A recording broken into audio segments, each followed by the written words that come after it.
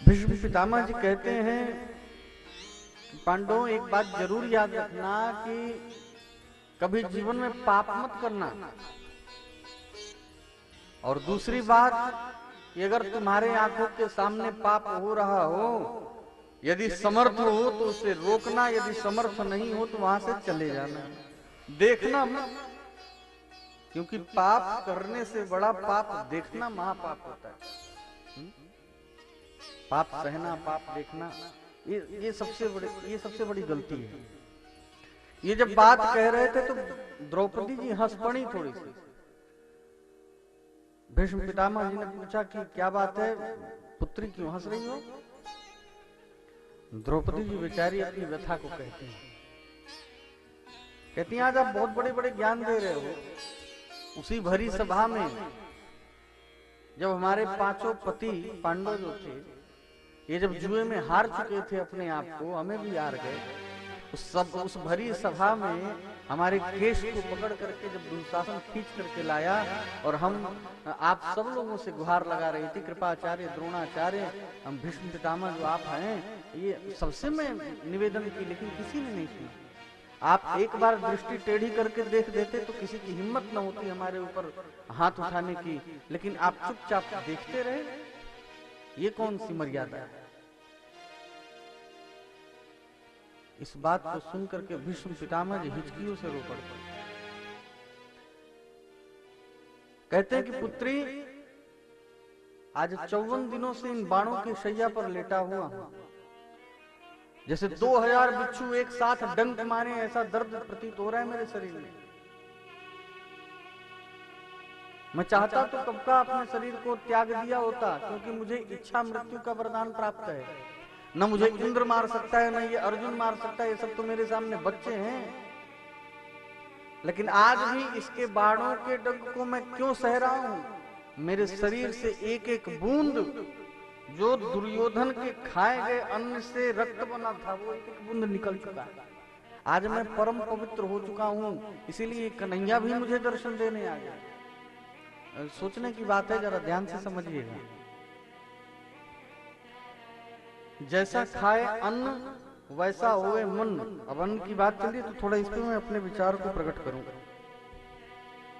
कहीं भी आप लोग जाते हो, कैसे भी किसी भी अवस्था में खा पी लेते हैं। बाहर गए, कई जगह तो कितनी अशुद्धता है, क्या वर्णन कही जाए।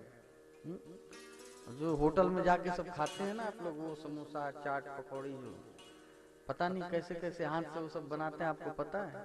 सोच करके पता नहीं हाथ भी धोते होंगे कि नहीं, सब धोते होंगे। हाँ, उसी से नाक में उंगली डालेंगे, कान में उंगली डालेंगे, फिर वही उसी हाथ से समोसा, सब बड़े चाव से खा रहे हैं। ये तो हो गई शुद्धता की बात, स्वच्छता नहीं है।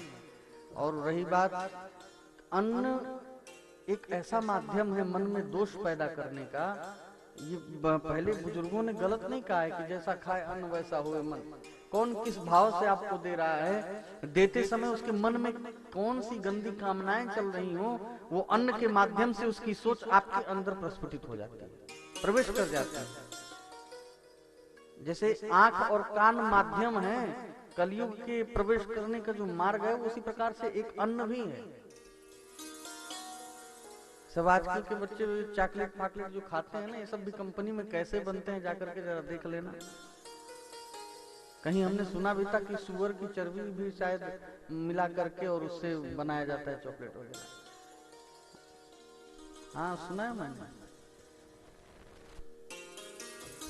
इतना बढ़िया सुंदर, मतलब भगवान ने वो जल वर्षा की, किसानों के द्वारा चावल, गेहूं, आटा, रोटी, सब्जी, बढ़िया ये सब पकवान एक से एक बनते हैं, जो ठाकुर जी को बना करके भोग लगा करके पाए ना। वो अर्कच बथुआ जब तक खाएं। आजकल तो भोजन ढंग से नहीं करते बच्चे, बाहर जा करके वो सब क्या क्या चाइनीज फूड होता है ना, चाउमीन, बर्गर और पता नहीं क्या क्या। तो पहले के लोग रोटी, दाल, घी डाल करके चावल, सब्जी ये सब खाते थे तो सुडौल और सुंदर शरीर लगता था। आजकल तो लोगों का मुंह भी बर्गर जैसा और मोमोज जैसा होता जा रहा है। ये सब उसी का प्रभाव है। हाँ, नूडल खा के मॉडल बन रहे हैं सब। अच्छा, उससे पेट में कितनी हानि पहुंचती है, शरीर का तेज खत्म हो जाता है। ये सब बात सही है, तेज खत्म हो जाता है शरीर का।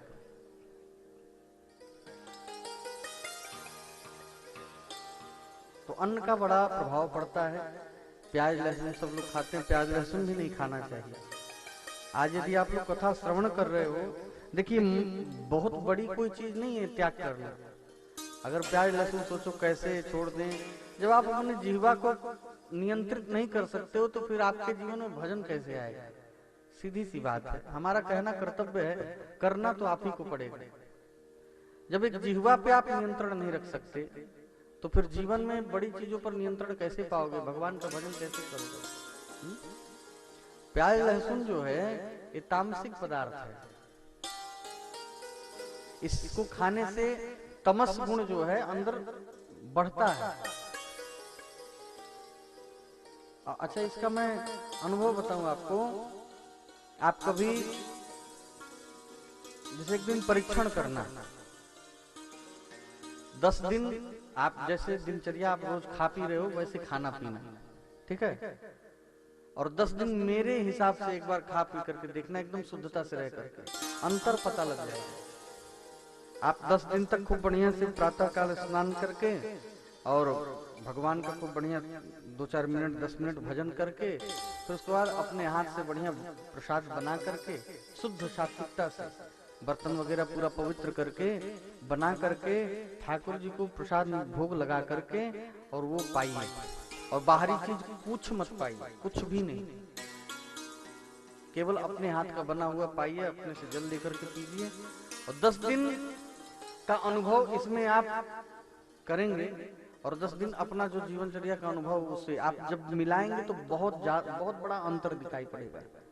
जितनी शांति और जितने प्रसन्नता का अनुभव आप इस वातावरण में करेंगे वो आप अपने पुराने दिनचर्या में नहीं पाएंगे। एक बार अनुभव करके कभी देखिएगा। इसीलिए मना किया जाता है, जब मन ही अशांत रहेगा तो भगवान के भजन में मन कहां से लगेगा।